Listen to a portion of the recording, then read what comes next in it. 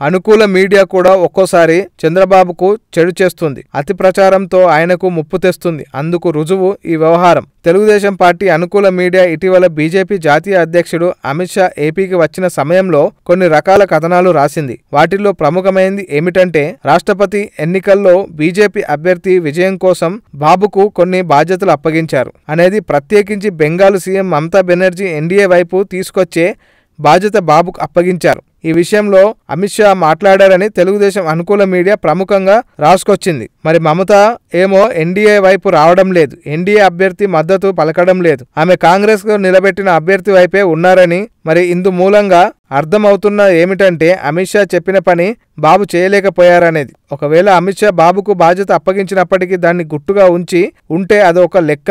అయితే బాబు అనుకూల మీడియా మాత్రం ఆ బాధ్యతలు బాబు పైన ఉన్నాయని కథనాలు రాసింది. ఈ వ్యవహారం అందరికీ తెలిసేలా చేసి తీరా మమత కాంగ్రెస్ వైపు నిలుస్తుండడంతో బాబుగారి పరువు పోయింది. ఓవరాల్ గా ఈ అనుకూల మీడియా బాబుగారికి దెబ్బ కొట్టిందని ఈ ఎపిసోడ్ లో అర్థమైపోయింది.